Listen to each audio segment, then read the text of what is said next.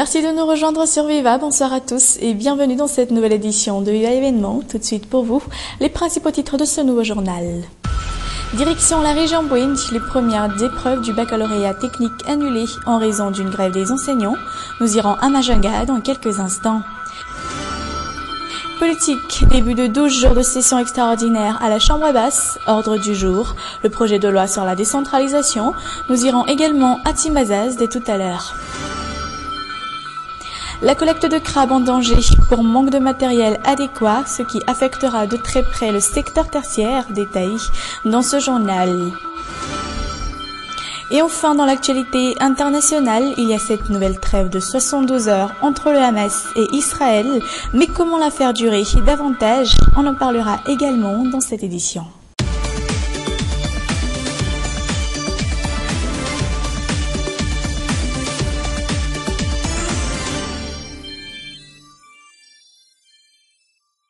Voilà pour les principaux titres. Tout de suite, les détails de nos informations. Direction la région Bouéni pour entamer ce nouveau journal.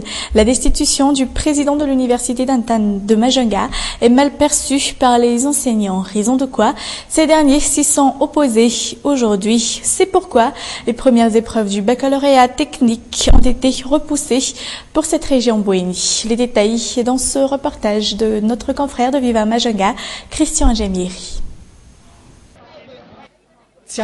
Les épreuves du baccalauréat technique à Majunga n'ont pas eu lieu. À 7 heures du matin, heure à laquelle elles devront commencer, les sujets des épreuves n'ont pas encore été distribués. Les responsables auprès de l'université qui devront assurer le bon déroulement des examens entament encore leur grève, à la grande déception des candidats. On est triste, tous nos efforts sont vains. Il n'y a pas que les épreuves d'aujourd'hui, demain et même la semaine prochaine, il y en aura encore. Aujourd'hui, il n'y aura pas d'examen. On se demande pourquoi on nous fait cela. Le début des épreuves a eu lieu et aucun des responsables de l'université n'ont été vus sur les lieux. Le sujet d'examen n'a pas été partagé. La solution qu'on a trouvée était de suspendre les épreuves pour aujourd'hui.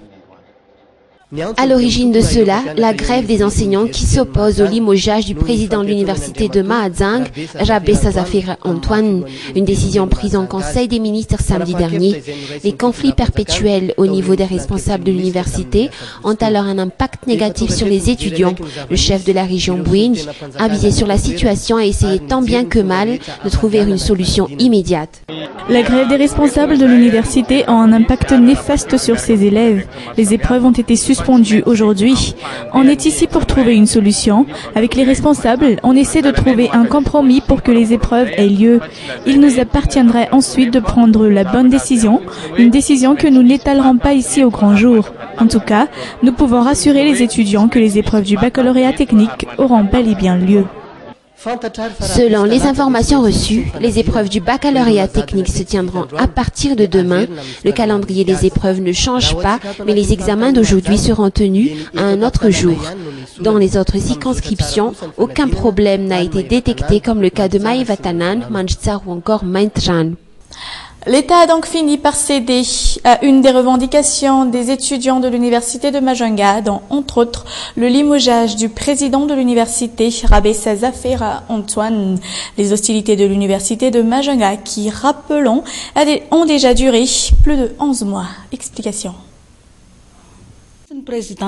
Si chaque université a un président, il y a une raison à cela. Autour de l'administration de l'université en question, ils sont chargés de résoudre les problèmes au niveau de l'université. Mais si le président de l'université ne parvient pas à assumer convenablement son rôle, le ministère de tutelle ne peut pas rester les bras croisés face aux problèmes que connaît l'université. Alors aujourd'hui, l'État est arrivé à conclure qu'il est temps de destituer le président de l'université de Majunga. Et les épreuves du baccalauréat technique ont donc débuté aujourd'hui dans tout Madagascar, sauf dans la région Bouéni. Nous avons visité pour vous un des centres d'examen de la capitale, dans le lycée technique et commercial d'Ampeflou. Comment les candidats ont-ils vécu cette première journée? Les réponses dans ce reportage sur les images d'Yves Janel. Ange est un des candidats au baccalauréat technique de la capitale. La première épreuve de ce matin était assez facile pour lui, d'autant plus qu'il aime particulièrement l'économie. On vient de terminer l'épreuve d'économie et cet après-midi, on fera face à la maths phi. La première épreuve n'était pas si mal. Je peux même dire que c'était assez facile.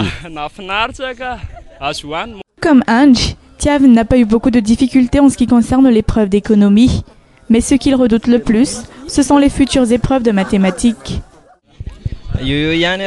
Ce matin, ce n'était ni trop facile ni trop difficile. Les mathématiques sont ceux qui m'effraient le plus. Le reste ne me fait pas tellement peur. Dans ce centre 6 à Mpeflou, cette année, les mesures de sécurité ont été spécialement renforcées si l'on ne parle que des nombres de surveillants pour chaque salle d'examen, qui sont 3 pour 2 tous les ans.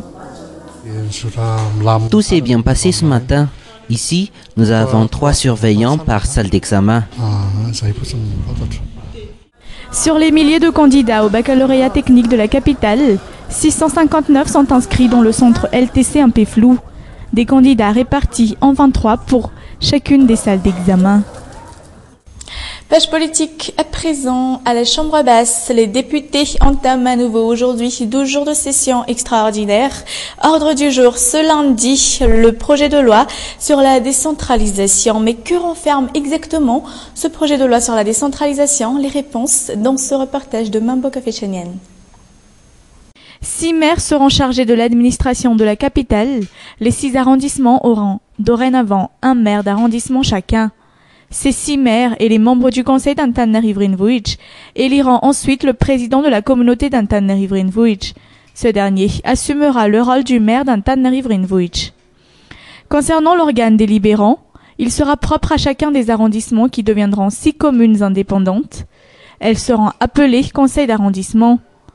2 parmi les membres des conseils d'arrondissement seront membres du conseil d'Antananarivo. Ce dernier qui remplacera l'actuel conseil municipal de la ville d'Antananarivo. En ce qui concerne les ressources, 70% des impôts et taxes seront versés dans chacune des mairies d'arrondissement et les 30% restants seront versés au sein de la communauté d'Antananarivo. À propos des attributions, tout ce qui est coordination dans la sécurité, les collectes de déchets et le transport concerneront la communauté d'Antananarivo. Les maires d'arrondissement, quant à eux, se chargeront des mariages civils et des papiers administratifs. Fin de ce chapitre politique, mais comme je vous le disais en titre, 84% des collecteurs de crabes à Madagascar sont de simples pêcheurs ne pouvant pas s'offrir le luxe des matériaux dernier cri, dont entre autres les bateaux à moteur. Pourtant, 919 tonnes sur les 926 tonnes de crabes sont exportées vers la Chine depuis janvier dernier. Reportage d'Anna Muriel et Aris Ariel. 90% de la production annuelle de crabes de la Grande Île sont toutes destinées à l'exportation. Une situation due à l'inexistence de mesures efficaces pour baliser l'exploitation du secteur. Madagascar ne dispose d'aucune mesure quant à l'exploitation de cette ressource. À l'issue de l'atelier tenu par le ministère en juillet, 6 recommandations ont été apportées. Un assainissement des permis de collecte devra se faire, mais il y a aussi les tailles minimales d'exploitation qui sont à respecter.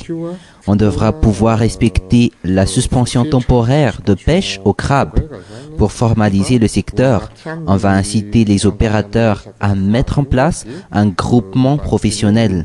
Il y aura une concertation pour une sauvegarde des crabes avec le ministère de l'Environnement et les textes devront être mis à jour.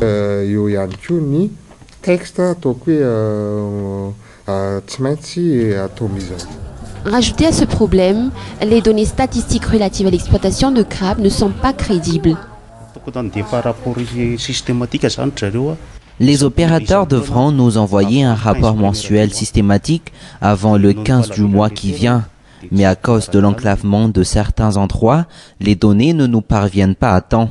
Nous ne collectons que les 60% des données. Sur le marché, on remarque une hausse du prix des crabes. Ces crabes qui sont de plus en plus de petite taille. Smartfish, un projet initié par la Commission de l'océan Indien, a déjà émis un avis d'avertissement signalant que les crabes de Madagascar sont en voie de disparition actuellement à cause de l'exploitation excessive de cette ressource. Fin de cette édition de Viva Événement. Merci à tous de votre attention. Merci d'être restés avec nous jusqu'au bout. Prochain rendez-vous demain, même heure. Sinon, excellente soirée en compagnie de Viva. Au revoir.